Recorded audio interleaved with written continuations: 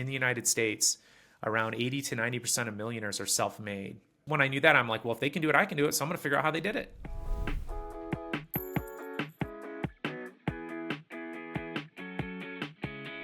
I'm Frances Cook. Welcome to Making Sense, supported by KiwiBank. Most of us have been there. We know what we should be doing with our money, but we're not actually doing it. Why? Well, there's a whole bunch of wiring deep in our brains that can trip us up and sabotage us. That doesn't mean it's all a lost cause. It just means you have to take control of your mindset before you can truly take control of your money. Making Sense is on a mission to make money simple, and I just couldn't do that without the support of KiwiBank. It's really important to me to only work with companies that understand that mission and the difference it makes when you understand the money world. For KiwiBank, their purpose is to help Kiwi and Aotearoa be better off.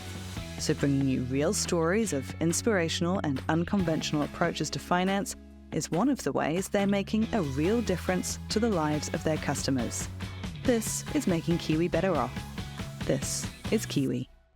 Welcome, Dr. Brad Klontz, co-author of the new book, Start Thinking Rich, 21 Harsh Truths to Take You from Broke to Financial Freedom. What a title. Brad, you have actually already published quite a few books. Is it 6 that you've published before this? This is number 9. This is number 9. My Lord, I'm behind the times. So you've published a lot. So often your focus is on the psychology of money. What do you think people get wrong about money and how they think about it? Oh, so many things. Being a psychologist, of course, my bias is that it's their thinking and their beliefs around money, because I've sort of, the biggest problem we have in America is that people spend more than they make and they don't save for the future. Those are the 2 biggest problems. And I've yet to meet someone who doesn't know better. So, I mean, I'm a fan of financial literacy. I think it's great, but I don't think that's the core problem. People already know what they should be doing. They're not doing it. And that is what has been really interesting to me as a psychologist. Why are people not doing what they already know they should be doing? Well, that's the thing, right, isn't it? I mean, there's a stat that you see thrown around. I have no idea if it's based on fact, but it's one of those stats that feels true, where they say it's 20% the numbers of money, and it's actually 80% the mindset. Exactly what you've just identified there. Oftentimes we know what we should be doing, but we just don't. What are some of the things that get in the way? What stops us from doing what we know would help us out in the future? Well, I think it's a couple things. The first one is just how we're wired as human beings. We are just not wired to do the right thing when it comes to money. Money is a relatively new concept. To do well around money, you have to have a really clear vision of the future. You have to delay gratification. You have to focus on saving and investing instead of consuming. 99% of our time on this planet, we have been in small hunter-gatherer tribes, 100 to 150 people, and we're wired to consume as much as possible for many reasons. First, food would spoil.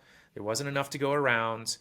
When it comes to saving too, if you kept too much for yourself, the rest of the tribe would look poorly upon you. Maybe you'd get exiled and die in the wilderness. And so I can actually trace a lot of our problems with money to this tribal ancient brain we have. So we're just wired to do it all wrong. So that's the first part. And then the second part is your specific psychology around money. And so this has been much of what I've researched over the years is the experiences you've had around money growing up, in your culture. What were you taught about money based on your gender, your religion, your socioeconomic status growing up, your country, like all these messages that come to us in these experiences. These lead to your money scripts. So these are your beliefs around money.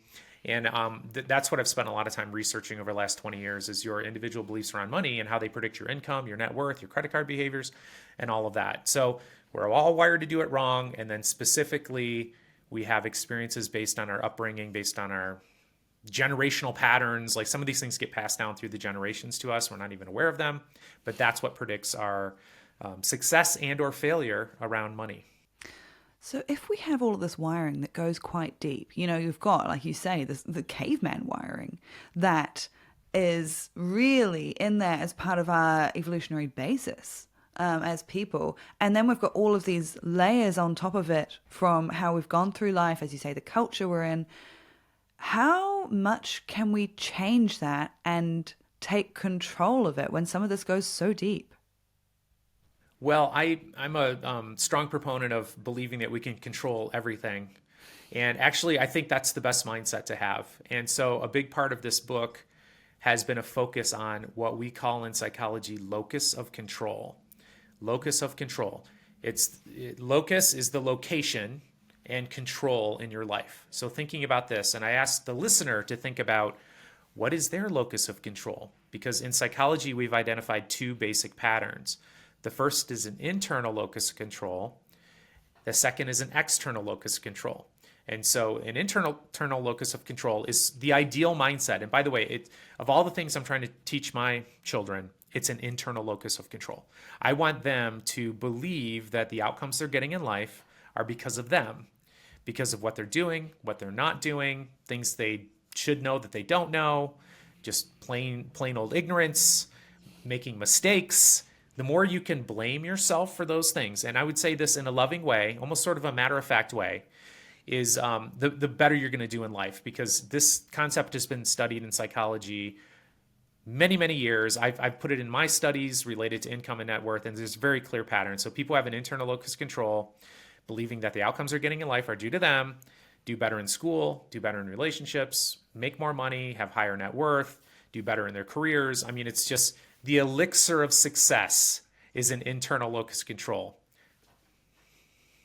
That's so interesting because that lines up a bit, and I'd like to know how much you feel that this aligns. I've come across an idea that I'm really fond of, the idea of radical self-responsibility.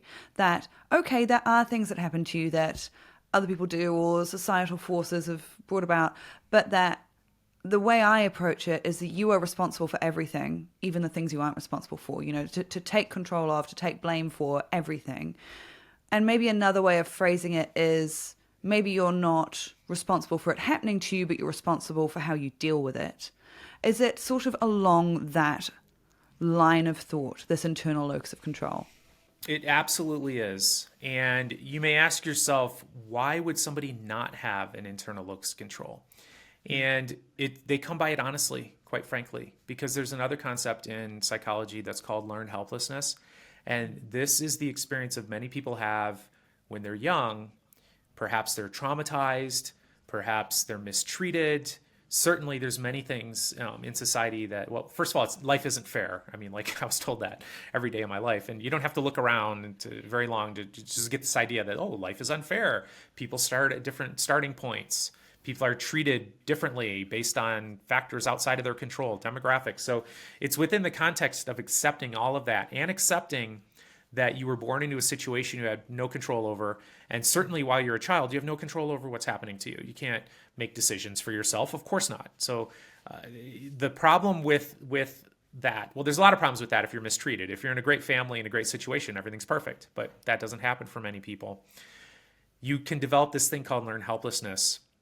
And it's something that's been studied in psychology, and I can tell you about the experiments. They're actually kind of terrible. But what they would do is they would put dogs in cages, and they would electrify the bottom of the cage to see what would happen. And so the dog would jump around, try to escape, bark, yell, do everything you can imagine to try to better their situation. They realize they can't.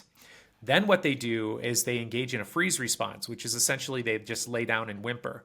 And by the way, that is the absolute correct thing for them to do in that situation. Escape is impossible. They can't fight. They can't get away. That is a survival mechanism. I'm going to conserve my energy. I'm going to just try to survive. Okay, so that's a learned behavior. I'm helpless. There's nothing I can do. Why bother trying? The problem is they would do another experiment where they would take two different sets of dogs. They'd put them into a similar cage, except there was a little barrier in between the electrified part and then the other part of the cage where there's no electric shock. And so they would take dogs who never had the first experience. They'd stick them in that cage. There'd be an electric shock. They would jump around and they jump to the other side very quickly because they're trying to escape. And I'm fine. Things are fine here. The dogs from that first experiment, though, who learned that escape was impossible no matter what they didn't even bother trying. And that's the tragedy. They just laid down and whimpered. And from an outside perspective, you're looking at that and you're saying, what are you doing? All you have to do is just jump right over there. There is success. There is higher income. Now I'm moving it into the human world. There is, advancement in your job. There's a better education. There's a better relationship where you're not being abused or traumatized. It's right there. And it's so easy to see from the outside. But for somebody who's been traumatized like that, they have a learned helplessness feeling and they can't see it. And so they get stuck in that freeze response. By the way, we're diving deep into psychology here. I hope you're okay with that. But that's what happens. No, it's great. That's what happens financially for many of us. And growing up poor in poverty is just one series of traumatic experiences after another. And it leads to this entire belief pattern around the world is unfair. I mean, life in that cage is unfair. Are you kidding me? Of course it's unfair. There's nothing I can do to escape. Well, that was true back then. But they get stuck in that. They're in a new situation and they can't snap out of it. Mm-hmm. I often say that one of the, there's a lot of talk of privilege these days and different privileges that people have. And it's really easy to focus on if people were brought up with, parents who had money to give them extra tutoring or things like that. And yes, that's absolutely a privilege.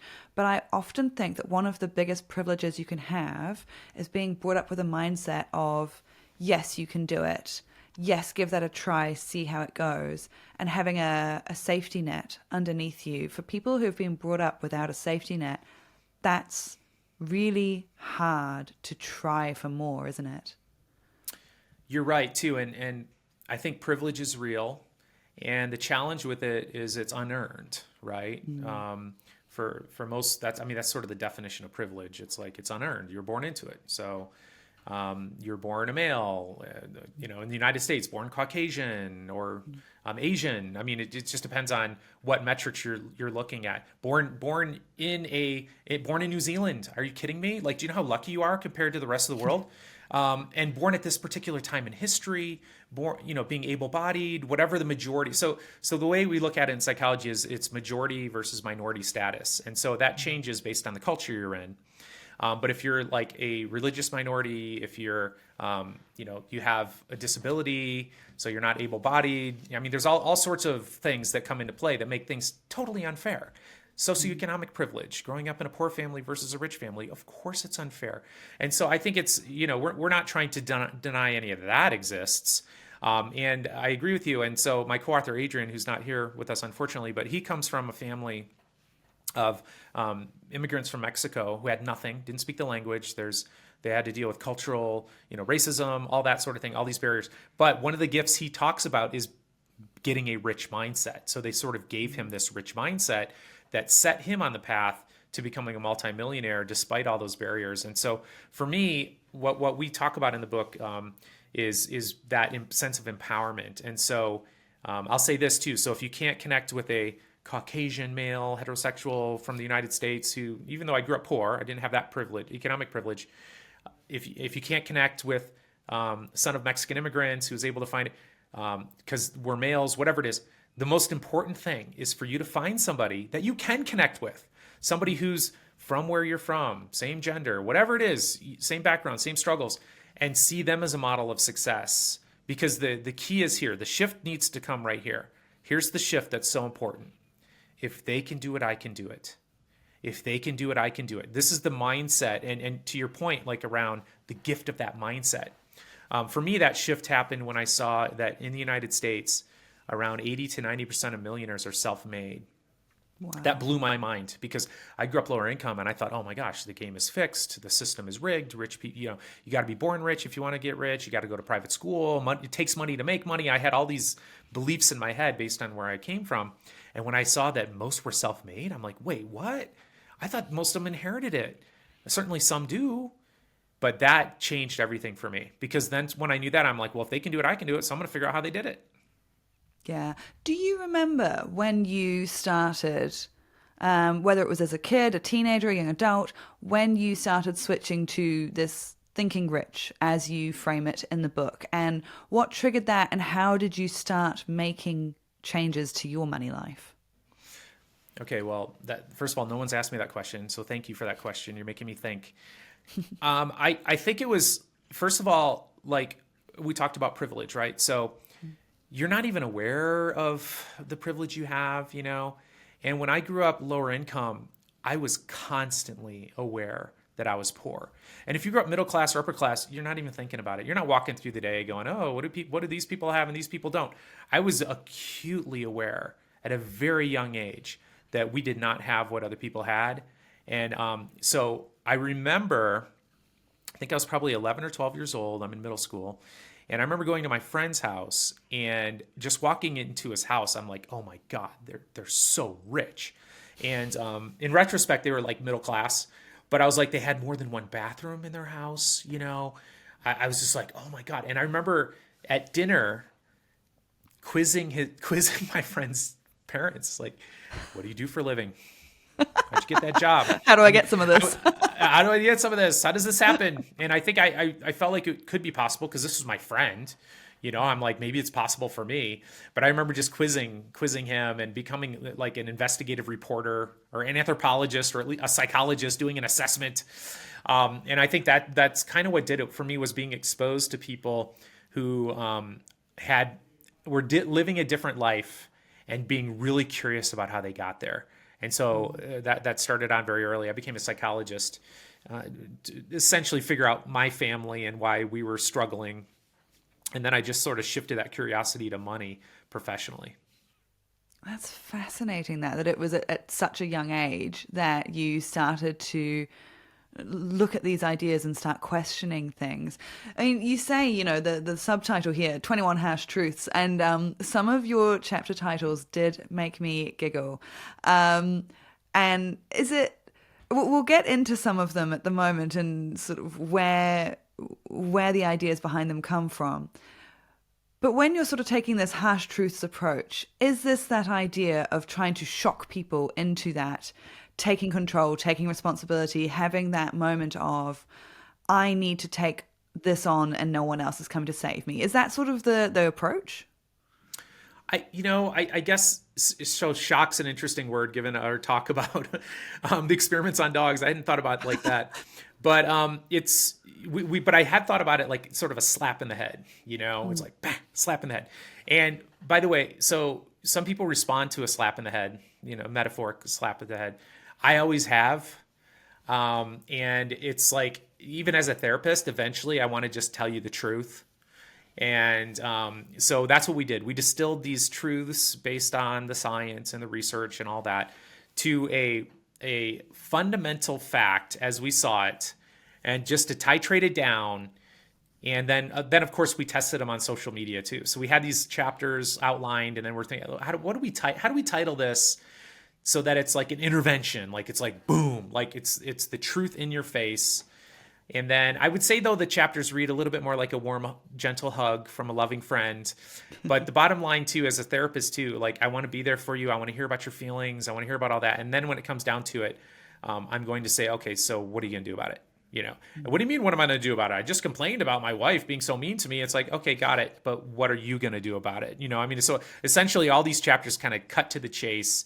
If I truly loved you, if I felt like we had great rapport, if I felt like you were going to be open-minded to what I had to say, and I thought no one was listening, you know, this is what I would say to you. So that's kind of the frame for me. I love that. One of the ones that really caught me as someone who has recently become self-employed, only liars say they love their jobs. So tell me more. Yeah, so this is a chapter that is really designed to make you think through what you want to be doing with your life. Now, I will say this, that most millionaires in the US they're employees or professionals. Like, this was a shocking fact. I was like, what? 7 out of 10? Yeah, so there's nothing wrong with that. And by the way, I'm an entrepreneur, but I'm also a professor, so I get a paycheck from that one line of income. There's absolutely nothing wrong with it. But what we suggest to people that what they really want is freedom. So they want financial freedom. And so the idea that you love your job, first of all, I hope you like it. If you have no other choice, it's a much better way to go through life. But we just sort of challenge the notion. We use an example of, let's say that you love dogs and your job is to pet puppies, you know, so that's your job. It's like, what could be better than just petting puppies all day long? How incredible. Well, there's probably going to come a day where you'd rather not go into work, or you got a new job, or a new boss who's a jerk, or next thing you know, they want you to, like, you know, you're the new pooper scooper. That's not quite as fun as petting puppies. And so it's just the concept around how much, like for us, what is rich? What's the definition of true wealth? And For us, it's time freedom. It's owning your time. Like, to me, that's the goal. It's not buying fancy stuff. It's owning your time. And so that's sort of the frame that we're trying to introduce. And it's not like you have to quit your job to be happy. We don't think that. But also just being honest with yourself about it. Because we think that it's better for you to own your time than to have your boss own your time. Mm-hmm. And because it's tricky, right? Because what you earn is often the first step in investing into yourself, into your money story, because everything else will flow from that. How much you can save, how much you can invest, all the rest of it, you have to have money coming in at first, right? But there was for a long time this narrative of love what you do, you'll never work a day in your life. I personally just don't agree with that. I feel like any job will have aspects of it. Even if you do get to pet puppies 90% of the time, like you say, you'll be scooping poop and maybe the dog gets fleas or, there's always something. Even now when I love my job, do I love filing taxes? No. It's just, do you think that this narrative of you should love your job and it means you're not working, has that been damaging to people? Has that set up a false expectation? I think it does, because I think that ultimately, often we're somewhat dissatisfied with our lives. As a matter of fact, I think most people are. And it's an interesting concept because it's actually really helped us out as a species. Like, we have indoor plumbing, and it's because somebody wasn't satisfied, with outdoor plumbing. We have cars because someone wasn't satisfied with riding horses. I mean, I think this is a part of the human experience that is both a blessing and a curse. But one of the curses is thinking that, this next thing is going to make us happy and bring us joy and bring us satisfaction. It's the hedonic treadmill is what we call it in psychology. So I think part of the damage is that, if I get the right job, if I, become an entrepreneur, then I'll be happy. And we talk in the book too, that there are multiple ways to becoming wealthy, and wealth, as I mentioned, is owning your time versus owning stuff. And being an employee is one of them. A job is one of them. But ultimately looking at what is it that is ultimately going to make me happy. And from our point of view, it's financial freedom, where you can do what you want, when you want, how you want. By the way, and that could be going to your job. There's nothing wrong with that. But knowing that you don't have to, knowing that you'd be okay if knowing that if you get fired by your boss, that 3 months from now you're not going to be homeless. So I think it's understanding that and putting plans into place so that whether you are an employee, whether you are an entrepreneur, whatever it is you're doing, that you are along the path to financial freedom.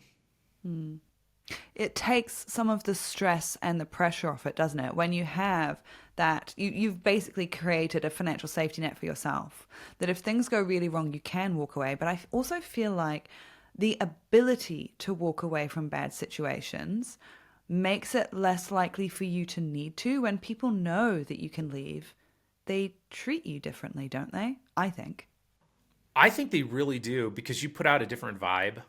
There's nothing worse than desperation to like chase away people. Like this is a common experience when people are dating, it's like you're single and, nobody likes you. And then all of a sudden you're dating somebody and, everybody likes you. And now there's all these options.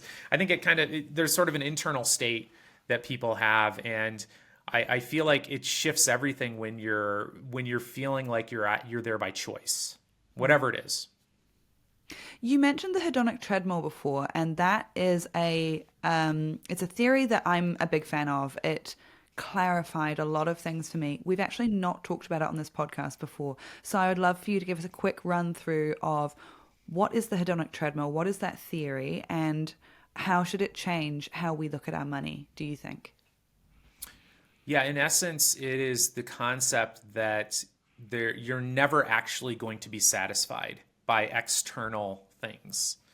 So, and real specifically with money too, it's like when you ask people who make $50,000 a year, what would it take to be happy? They say 100. And when you ask people who make 100, they say like 200 and blah, blah, blah. It just continues to go.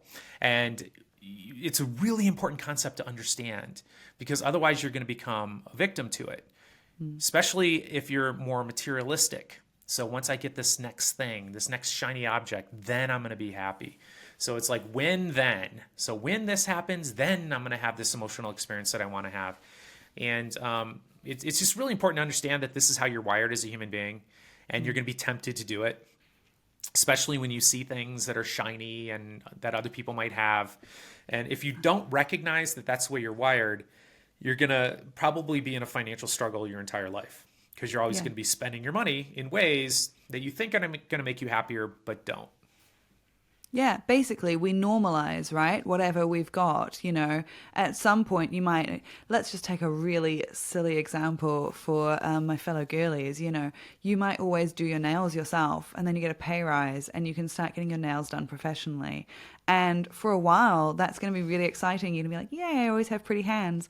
6 months to a year down the track, that's just going to be your normal. That's just going to be something that you always have. And you're not even going to find it exciting and fun and nice anymore. You're going to be wanting to have a new outfit every month instead. And that's going to be the thing that's holding you back. But you still want the nails because that's now your normal. And it's really hard, right? Isn't it? It's like what you said before about this automatic dissatisfaction has pushed humanity forward for so long, but it can absolutely sabotage our money if we don't understand that that's how we're wired, right? I think so. And for me, it's being conscious of it. So I'm sitting here talking about it. I'm just as vulnerable to this mindset as anyone else. It happens to me all the time. I'm just aware of it, and I kind of chuckle, and I set goals for myself because I know that that's what I want, because it motivates me and it excites me. But I also know through experience and through the it's almost the curse of achieving goals too, is sort of an ironic thing. And I've worked with a lot of entertainers and people who've entered, big sports contracts, or whatever. They sold their business for $25 million and they finally achieved it. And then 6 months later, they're depressed. And from all external points of view, it's like, are you crazy? You have it all. You have it all. And it's like, well, that's human nature.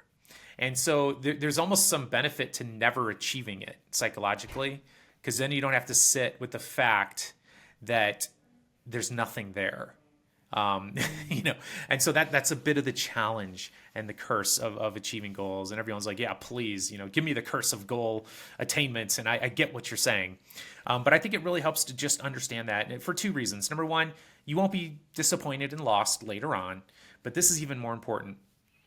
Please enjoy the process, because that's all we really have. And I'm going to tell you right now, you achieve the goal, you're going to be stoked for about 6 months, and then you're going to go right back to your sort of happiness set point. And, outside of poverty, by the way, trust me, you're going to be way happier in a safer neighborhood, having food and clothes and all that. Don't get me wrong. Our first chapter is being poor sucks, and it really does. But once you hit a certain relative amount, there's really not that huge of an increase along the way. So try to enjoy the process.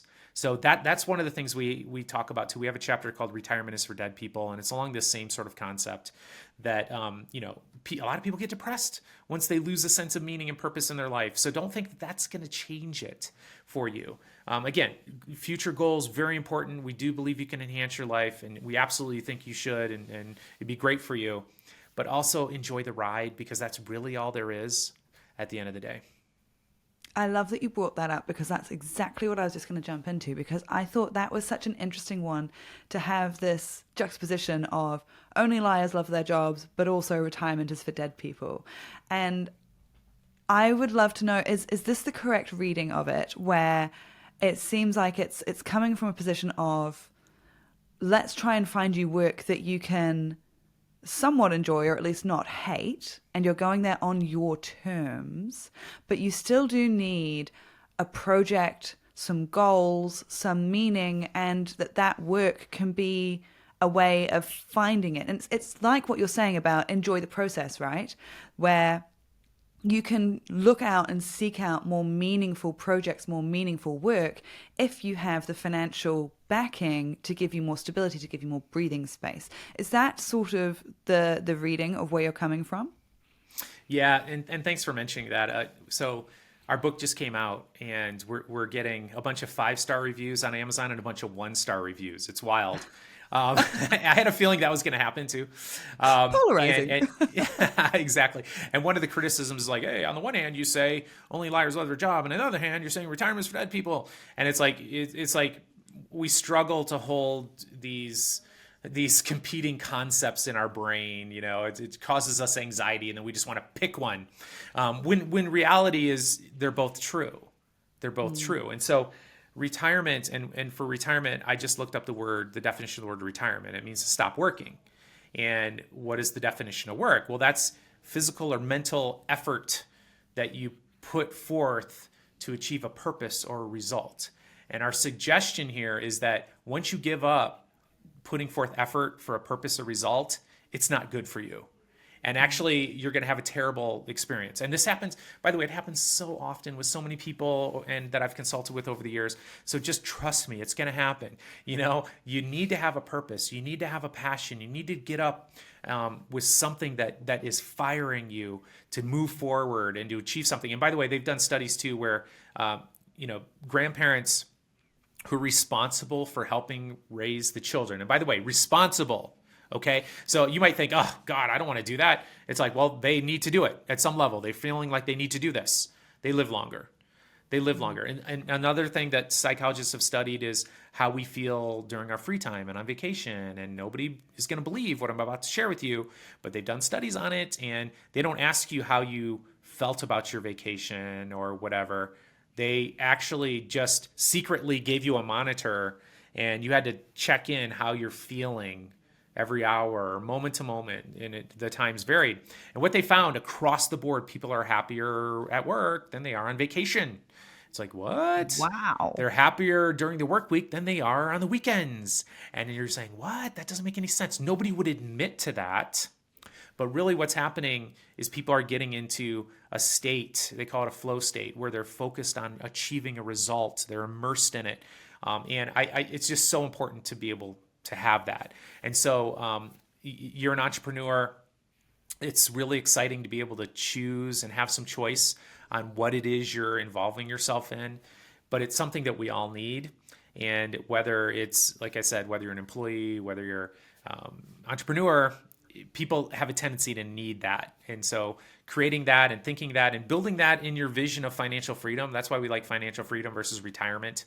I don't think it's a great idea for you to stop working, but I think it's a great idea for you to have more choice in what you're pursuing.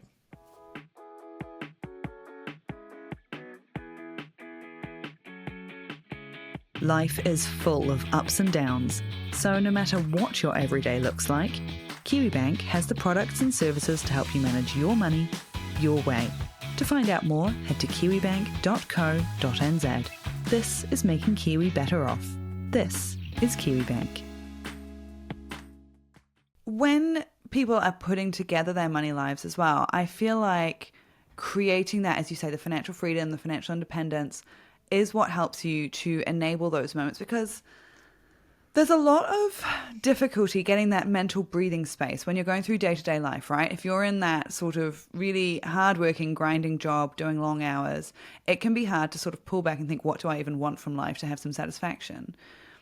Changing your money, how would you say people could change their money or their money mindset to create that different lifestyle, that different approach where they are looking for meaning a bit more? Well, I think that part of one answer to that question that people miss is that they haven't really put meaning behind their financial goals. So first of all, people haven't really thought about their financial goals. And I did a study where we did this in like 5 different cities across the country, and we put half people in the room where they got a financial literacy training for about an hour. And then the other half, we had them, I called it a financial psychology intervention. We had them close their eyes and really think about what matters most to them. Like, what are your core values? And we connected those core values to their financial goals, and not just goals, like specifically, what are you envisioning? Not like retirement. What does that mean? Like, who are you with?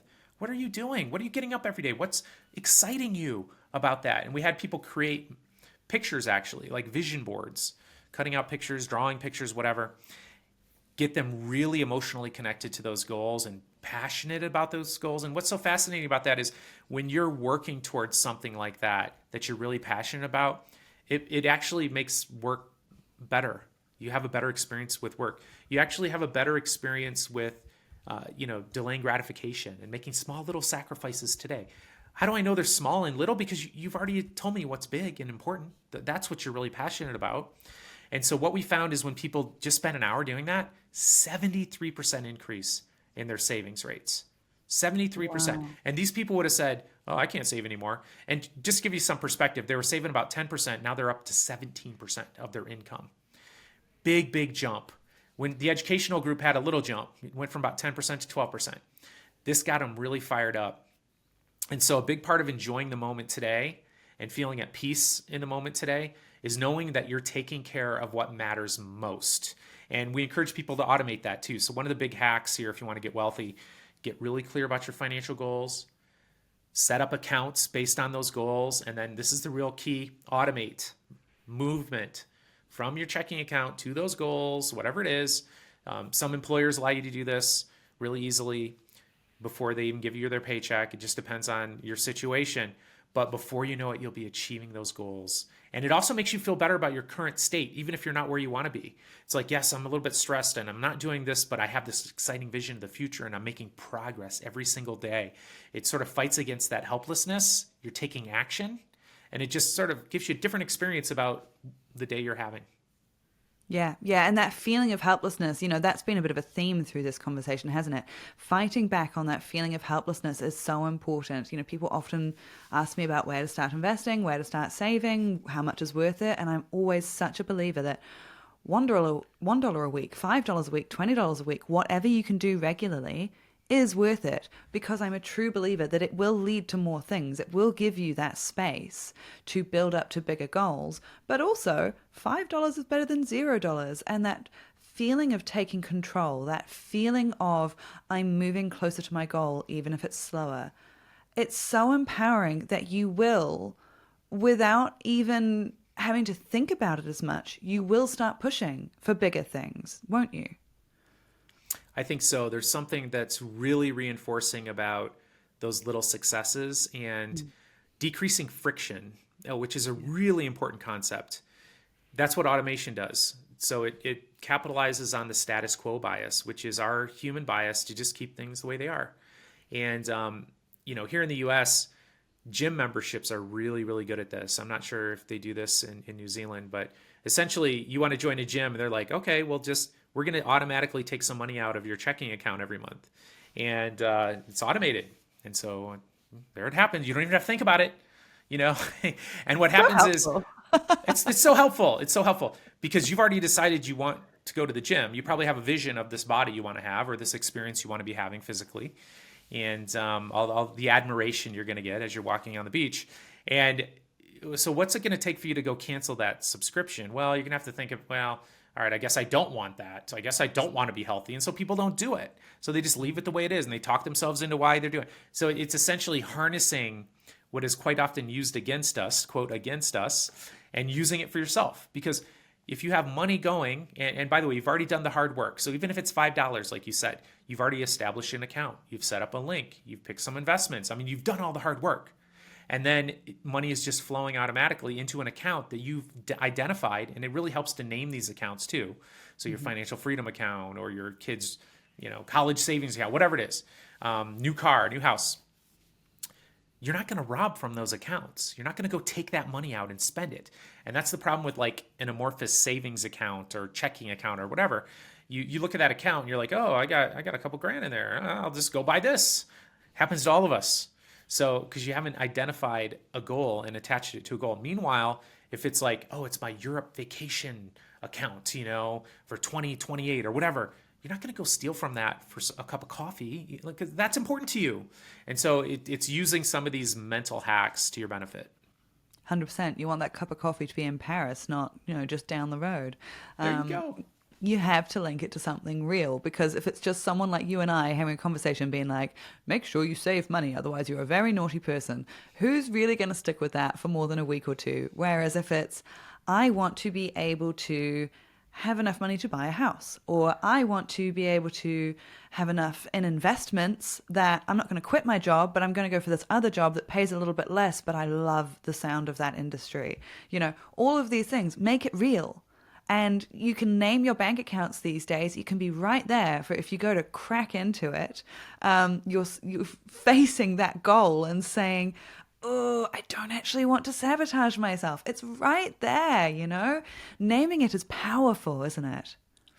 It's so powerful because it really activates the emotional part of our brain, and that's the part of our brain that's making most of our moment-to-moment decisions.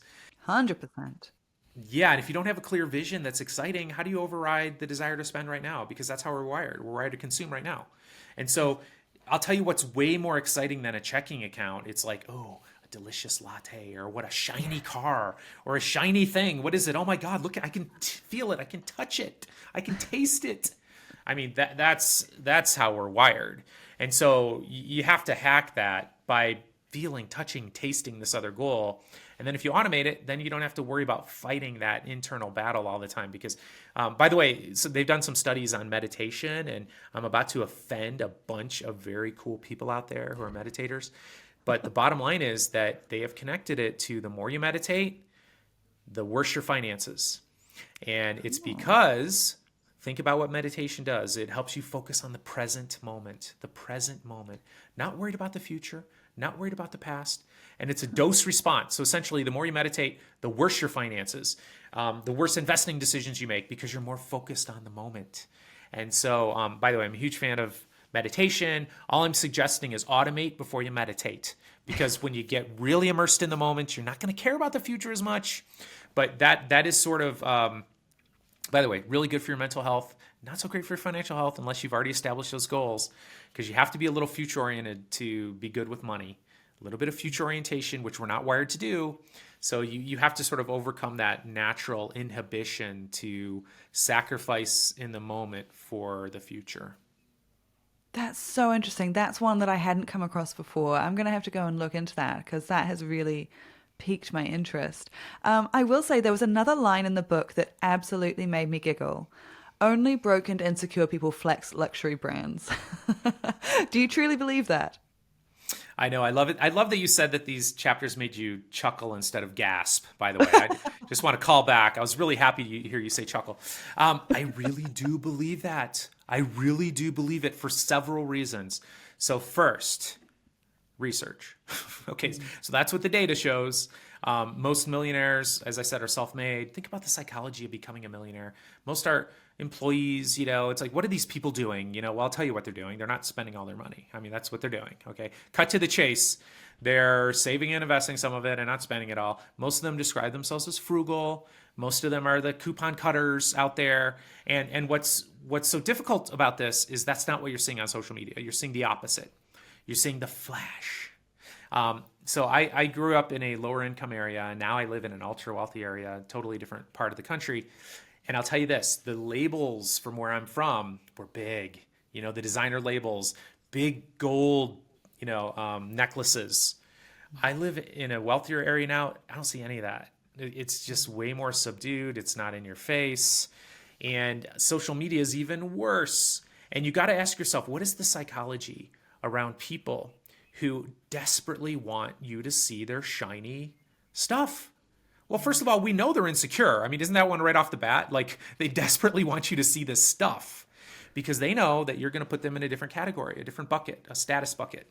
And other research I've done, and it's called money vigilance. So there's 4 different money script patterns we found. We talk about them in the book. But money vigilance, these are the people who are have the most money, the biggest net worth, and they actually say in the studies that they downplay how much money they have.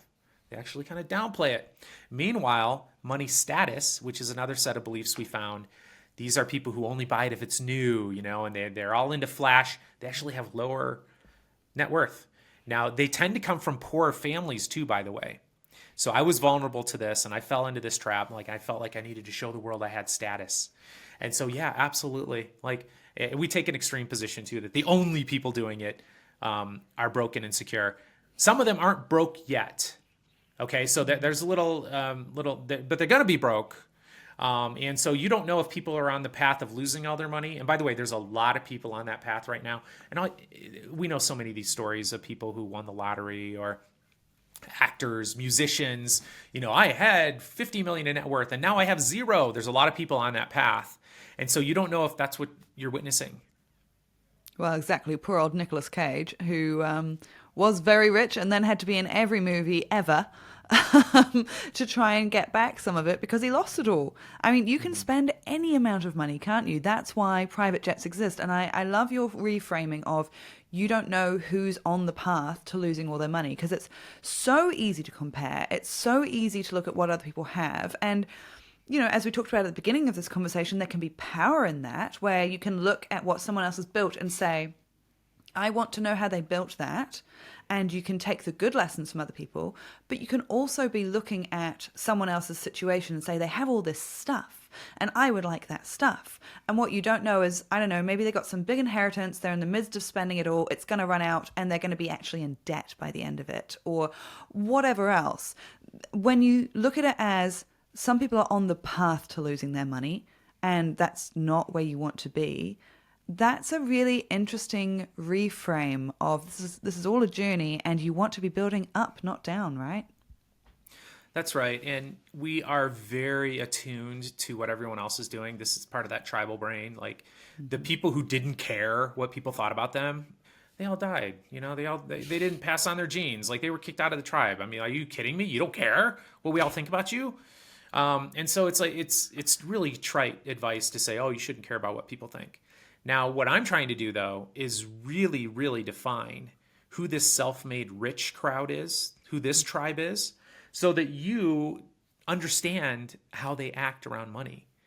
Because I want you to be, if you want to join that tribe, you need to think about how they look at things and how they would look at you.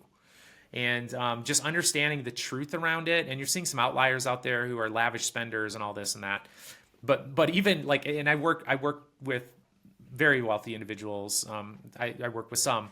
And it's so interesting because the founders, the ones who started out with nothing and have hundreds of millions now, they're the ones who are really concerned about spending and where the money's going. And then the next generation, less concerned.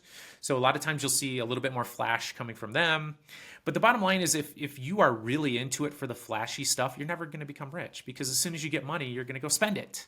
I mean, if as I say it out loud, it sounds so obvious, that like if you're blowing your money on crap, you're not going to have money anymore.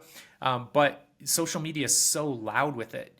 And, we get on social media and we feel deprived. In psychology, we call it relative deprivation. It's like we don't judge our well-being based on objective numbers. It's strictly in comparison to other people. So just understanding that this is your inherent psychological vulnerability. You can have millions in the bank, but if you're comparing yourself to people who have hundreds of millions, you're going to feel deprived. If you have two goats in the village and everyone else has one goat, you're going to feel twice as wealthy. I mean, it's all emotional, it's all psychological, and it all goes back to that tribe. So there is no number that's going to make you feel rich. I was recently talking to somebody who grew up poor, became a multimillionaire, went to a boat show, and he's looking at boats that are $3 million, and he's looking around, he's like, these people have hundreds of millions. So he goes to another place, feels utterly deprived and broke. I mean, so that is the game. That is how we're wired. And so just being aware of that too, because what people do is they have a vision of how people spend their money, and then they go, they spend every last dime or leverage themselves to get into this wealthy way of being, not realizing that mindset is the poor mindset. It's funny when you're saying that. I mean, I think an underlying theme that I picked up on in your book is community and looking at each other, working with each other. And it's funny when you said earlier about you're glad that I'm laughing at the titles and not offended. Because when I look at it, maybe it's because I spend so much of my time also in the money communication space. And it can be hard sometimes to catch people's attention. You don't want to be like, hello, you should have some savings in your bank account, and that is very important, and be a good little person. Because, nobody wants to do the equivalent of eating broccoli. We're all very easily bored. You need to catch people's attention. It needs to be interesting and relevant to people's lives. And when I look at it, some of what you're saying is actually secretly a bit of a nice message, but framed in a really spicy way. And the one that really sticks out to me on this front is only poor people are afraid to ask for help, which can be a little bit of an eye catcher, yes. But at the end of the day, to me, that's reminding people how important community is and that we actually don't really do anything on our own, do we? Yeah, and you're right too. So part of it is framing. So, I'm a professor, I'm a this and that and the other. But like I really got popular on TikTok, right? And how do you get popular on TikTok? And by the way, I've had like 150 million video views.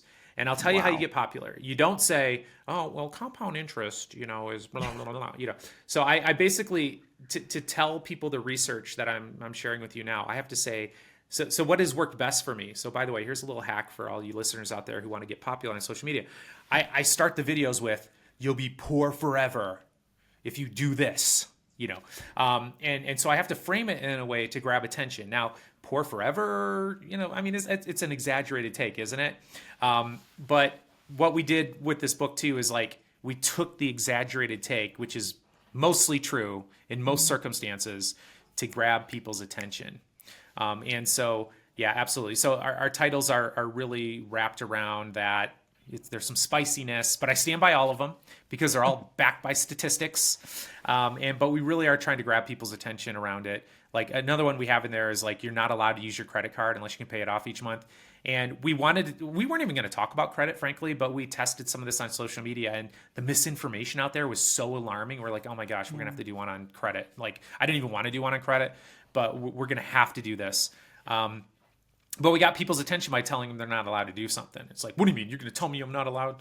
And that got them at least to read the next part, which was ultimately our mission. So we have this mission, and we want to pass along these truths that are, again, all evidence-based truths. And so how do we get people to engage with it, pay attention to it?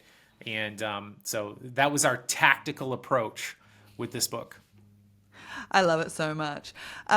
If there is only one thing that people end up taking from this latest book of yours, what do you hope that one thing would be?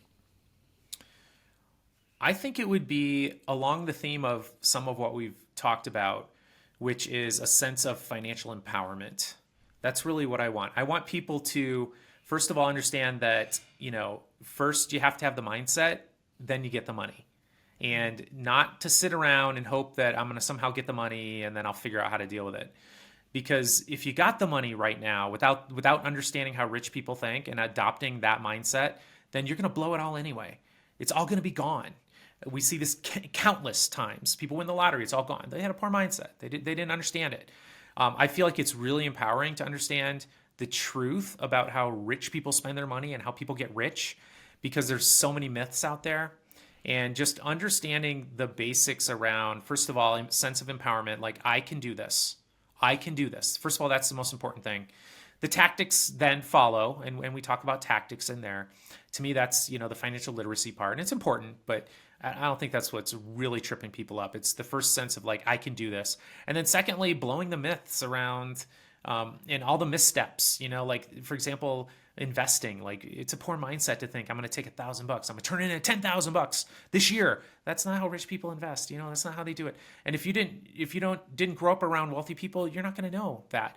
Only poor people are afraid to ask for help. It's like, well, it's good to know that rich people are much more likely to not suffer from do-it-yourself-itis. That's what I call it. It's like, you think you got to do it all yourself. Well, that's a poor mindset. And by the way, you had to do it when you were broke. Like, I understand why we have do-it-yourself-itis in my community where I'm from. But the bottom line is that they ask for help. They admit they don't know how to do taxes. They don't know how to. It's so interesting. It's like the wealthiest, most successful people are the ones who tell you, I don't know what stocks to pick. Are you kidding me? I'm not spending all my time doing that. And then people who have less money are obsessed with like thinking they're going to beat the market by buying stocks. And so a lot of it is, so empowerment, you can do this. All you need to do is learn the mindset, and then you can learn the tactics. I love that so much. You're absolutely speaking my language on that. So if people want to, A, read your book, where do they find it? And also, B, if they want to follow you and more of your work and your fantastic TikTok videos, where do they find you? So I'm at Dr. Brad Klontz, making a fool of myself on social media every day for you. And if you want to learn more about the book, you can find it everywhere. But I'd encourage your listeners to go to startthinkingrich.com/Francis, where we actually have some special giveaways. They can get the book there. But we got extra free stuff in appreciation for you chatting with us about this and supporting us. Oh, I love that. Well, I will make sure I put that little link in the show notes too, so that people can't mess it up. Thank you so much. That's Dr. Brad Klontz, co-author of the new book, Start Thinking Rich, 21 Harsh Truths to Take You From Broke to Financial Freedom. Give him a follow, read his book. It's really interesting. Now, if you have any questions about this or anything else to do with money, you can also come and talk to me about it. We can get it in the podcast in future. You can find me on Facebook, Instagram, and TikTok as Francis Cook NZ. But honestly, if you want to make sure that social media algorithms don't stop us from talking to each other, there's also my newsletter. You can sign up to that on my website, franciscook.co.nz. And then you've got the money memo. Stick your email in there and we will always be in touch. Don't forget to subscribe to Making Sense everywhere you find podcasts. And until next time, have a great day.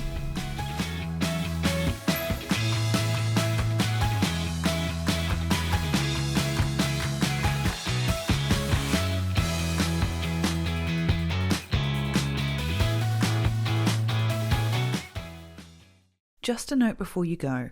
This podcast can only give you general information about how things work in most cases. It's not individual financial advice. We're all different, so some of this might not apply to your specific situation. Take what works for you, ignore the rest. If you're after individual financial advice, a financial advisor is always the best bet.